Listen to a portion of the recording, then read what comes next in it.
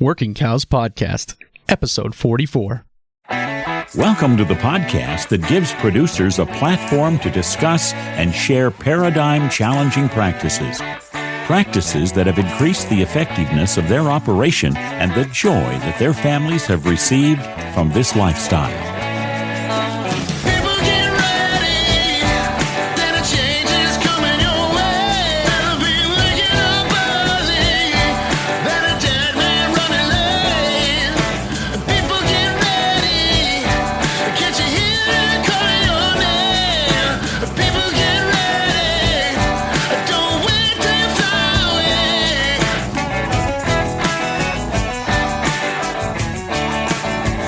Howdy, everybody. Well, I guess I'm a liar. I said episode 44 would be out next week with Kit Farrow.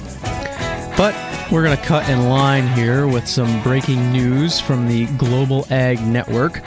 And the Global Ag Network was the brainchild of Mike Pearson and Delaney Howell from Ag News Daily, and they have invited me to join the podcast with them. So I am excited about this opportunity for the Working Cows podcast to be part of a new network of podcasts that's going to be rolling out here in mid to late September. So keep your eyes peeled for that.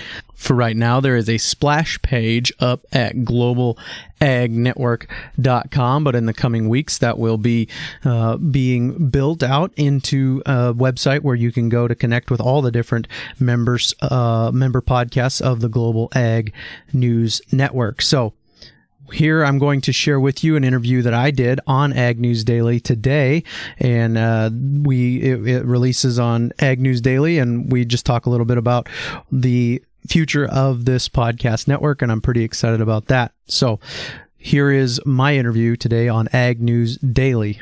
Well, folks, for our Wednesday conversation, we are going to be talking to one of the podcasts that is joining the Global Ag Network that we've been talking about for the past week. Today, we are talking to Clay Conry. Clay is from western South Dakota, the town confusingly named Belle Fourche. He is a cattleman and host of the Working Cows podcast. Clay, thanks for talking to us. Hey, thanks for having me. Glad to be here.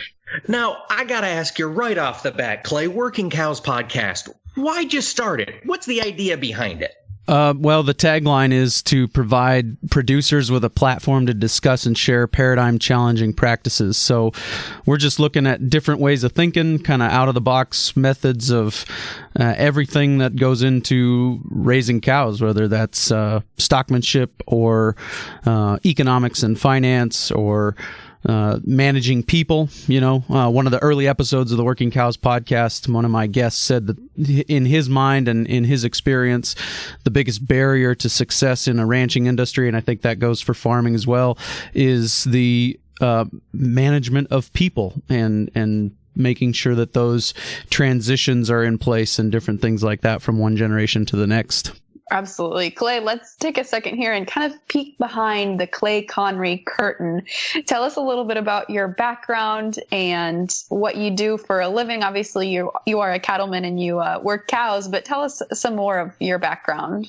I have, I grew up here in western South Dakota. I was born and raised here in Belle Fourche, and we always had cows around growing up. Both my parents worked in-town jobs kind of to fund their passion to one day ranch full-time, and they have both since retired in 2006 and 2008, I think. They both retired, or maybe it was later, 2012, my mom retired from teaching, and now they are ranching full-time. And then I spent some time away from the ranch, went to Bible school in Milwaukee, Wisconsin, or just west of Milwaukee in Waukesha, Wisconsin. And then I came back to Belle Fourche, and I've been a pastor for coming up on 12 years in December. And I went back to work at the ranch part-time about a year ago now, and kind of just helping my parents with their transition phase of their ranching careers and different things like that. So been really enjoying the opportunity to be more involved on a day-to-day basis with the ranch. And Clay, when you look out at the cow-calf industry, the ranching industry, particularly in the Western Great Plains, what has changed since when you grew up to where you are today as host of the Working Cows podcast? I think that a lot more concern with continuing education seems to be, I went to a continuing education seminar back in December of 2017, and it was a full house. I mean, there were, I was one of the younger ones there. There were ranchers my dad's age and older, and just the open-mindedness and looking at the industry and the changes that we see and the challenges that we see in the future, and seeing that there's going to have to be some changes made to the way we raise cows to meet those different changes and challenges that are coming down the pike. Clay, I've got to ask, why start a podcast about cattle or working cattle? I mean, you could have started a podcast about anything. I mean, you could have done a Bible podcast since you are a pastor. Why did you decide to talk about cows or cattle in particular? There was a need in the market, I guess. I think that there isn't a lot of interview-based podcasts that talk to industry leaders and give them a platform to share some of the ways that they've been doing things in a little bit out of the box way. So I just saw a need, and I decided that I would jump in and try and fill the gap that existed there. And I've always heard podcasters say you should start a podcast, and they're just talking to their general audience saying you should start a podcast. And I never knew what I would talk about. I felt like there were plenty of pastors more qualified than me to talk about the Bible and different things like that, and there were a lot of good podcasts that I listened to. And I was sitting in a continuing education class, oddly enough, and the teacher, who's been a guest multiple times, actually just this week he interviewed me, which was a little different, but anyways, he said somebody should start a podcast for ranchers, and there was a podcast that I listened to every day, and I just kind of modeled my podcast after that podcast, but rather than focusing on libertarian issues, I focus on cows, and focus on how we can more effectively run our cow operations. And Clay, a lot of your episodes have touched on, well, as you mentioned, vastly different subject. You've talked finance, you've talked grassland management, you've talked, banking, everything. And one of the episodes that really jumped out at me, because it's an issue that I've dealt with my own cow herd, was the one with Kathy Voth from several weeks ago about training cows to eat weeds. How did you get in touch with Kathy? How do you find your interview subjects? That was a pretty early on one. I found onpasture.com, and she was the editor, and I reached out to her, and as is pretty much always the case, it seems, she said, well, there'd be somebody better to talk to about that than me. I get that all the time. I don't know about you guys, but it's always, there's somebody better to talk to than that about me. You should talk to my dad. You should talk to this guy. You should talk to that lady. And so that was how I got in touch with Paul Youngnich for the bale grazing episode. That was one of the first episodes that I released. And then she came back around and shared one of my episodes about converting crop ground back to grass, and she shared that and said, if you ever want to do an episode, or if you ever have episodes that you think would be good for the audience of onpasture.com, let me know. And so I said, well, I would like to do an episode with you. And she said, yeah, and I've been talking about training cows to eat weeds, and we could talk about that. And so we sat down and we chatted about training cows to eat weeds. Clay, I think for Mike's benefit, you need to do a podcast on training your cows to stay in their space or in their fence. Yes, we gotta get Jim Garish back on and talk about some of those high-powered chargers that he likes. Yes. Yeah. There's a lot I could learn, and a lot I do learn listening to the Working Cows podcast. And Clay, when you are out there, you're talking to folks, you're making those connections. You've interviewed people from Canada. Of course, you've interviewed a lot of folks from the Great Plains area. How much of the stuff that you've talked about have you been able, or do you plan on implementing into the family ranch? Yeah, there's a lot of it. I think one of the things that we're looking at right now is we're going to keep all of our heifers over this year and try to develop some heifers into the breeding herd. And then if they fall out of the breeding herd, sell them as yearlings, and kind of let them prove to us. Like I told my dad, I don't want to tell this cow that she's a good cow or a bad cow because of the way she looks. I want her to tell me she's a good cow or a bad cow because she got bred, and that's fertility needs to be it drives the bus, as many people have said on my podcast. Fertility drives the bus, and we want to let them prove to us that they're a fertile cow and that they fit our system, and then the rest of them, if we develop them at a low enough costs on grass, they're still a profitable animal to sell as yearling. So that's kind of one of the things that we're looking at implementing here this year. Clay, let me ask you this. How do you go about picking some of those topics, and do you ever take producer suggestions? Like if they have a specific issue that they have questions to, do you ever do some detective work for listeners?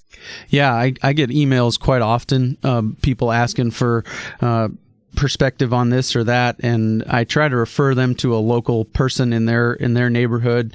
Like one of them was, how do I convert some crop ground to grass, some marginal tillable ground back to grass?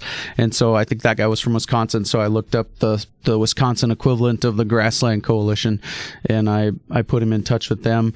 I have had great lists of guests sent to me by different listeners, and I've been working through those lists little by little as I'm able to get people nailed down for interviews and get the interviews recorded and different things like that. So I've had a lot of help there, which is great because, as you know, doing a podcast, you don't have a lot of time to do the research. So when other people are willing to send you the list, that's really helpful.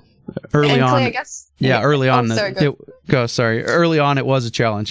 You're looking, trying to find who am I going to talk to next. But I've got more people sent to me than I can seem to get done. So it's been good. That's awesome, Clay. I guess we should also make sure we mention how often does your podcast come out, and what day of the week should folks be looking for it? Yeah, I try to release a new episode every Monday, try to get it out first thing in the morning on Mondays. There's been a busy this summer, and so that's been my first summer as a podcaster. And so I've had some challenges there, but I've been able to get on average one a week out. Sometimes I release 2 in 1 week, but I've been able to get on average one a week out since I started in November. Now, Clay, I want to take us up to the big picture. You are in the Great Plains. You're working with cattle producers. A lot of our listeners are conventional row crop growers, or we've got folks out in the East and the West Coasts who have very different ecosystems, very different styles of agriculture. Tell us, what is happening in the Great Plains? We hear a lot about the aging of farmers. What are some of the concerns you hear from listeners or folks you talk to about ranching in the Great Plains? I think that the transition is a big one. The same thing, aging of ranchers. I think the average age of a rancher is in the early 60s now, and so that is a concern as well. Then you've got the fake meat, or whatever hashtag you want to throw on that one. That seems to be a concern. I did have an episode recently with Cody Creelman, who's a vet up in Alberta, Airdrie, Alberta, Canada, and he went to a conference on fake meat, and he spoke from a cattle veterinarian perspective on the issue. And he had some, I think, comforting things to say about it, like they're basically at this point capable of producing the equivalent of spam or mechanically separated chicken. So not terribly a big threat to the ribeye market, but still, something that we got to keep an eye on, and I think is going to be a challenge to us in how we raise meat and how we tell the story of where our meat came from and how that animal was raised from birth through slaughter, and all those things I think are going to be an important way that we can deal with those challenges. That's interesting. Yeah, I guess we follow the fake meat scene, so to speak, quite a bit, and I've never heard it compared to spam before. Yeah, makes sense though. Yeah, that's what they're ground meat, spam. Right. Yeah. I think it's a helpful comparison. Right. Yeah, no, absolutely. It is for sure. And that's the kind of thing I think as a cattle producer, we need to get that word out there, ASAP. Spam, don't worry about it. Right. We need to market that story. Clay, I have kind of a silly question, but can you shed some light for me on why folks classify as either farmers or ranchers? Is it just you have to raise livestock to be a rancher? I've never quite understood that division. I think the, percentage of your income probably is a big part of it. A lot of ranchers do some raising of crops, mostly forage crops, and harvesting of those crops. Although I think another transition in the industry that we're seeing is these people are recognizing the fact that I can't justify keeping this tractor, baler, swather, all of that running for the number of weeks that I get to use it and the number of tons of hay I get to put up. And so we see a lot more custom haying coming in. I think that how long are you owning that cow? Is that cow coming from another place and you're just finishing it out? Some of those things are the difference between farming and ranching. The farmers are the ones that are doing the row crops. The farmers are the ones that are the majority of their time is spent tending those crops, whether those are forage crops or grain crops. Okay, that makes sense. I appreciate you shedding some light on that for me. Clay, thank you so much for taking the time to chat with us today, and we're very excited to have you be part of the Global Ag Network here when we roll out in a couple of weeks. Yeah, I'm very excited about it. I think it's a great opportunity for all of us to kind of share the heavy lifting and make that load a little bit lighter and provide a platform for hopefully more podcasts to come on board. And, a rising tide raises all ships, I guess. Perfect. I like that. Well, as I said, very excited about this new opportunity with the Global Ag News Network and to be a part of the Global Ag Network of podcasts, and really excited about what that means for the future of working cows. So please continue to like, share, subscribe, rate, and review, and we will see what the future holds for the Working Cows podcast. We will be back on Monday with an episode with Kit Farrow for episode 45 of the Working Cows podcast. We invite you to visit workingcows.net to subscribe to the show via iTunes or Stitcher. You'll also find detailed show notes pages, resources from our guests, and the industry leaders who have influenced them. For more ideas on putting your cows to work for you in a more profitable way, tune in next week.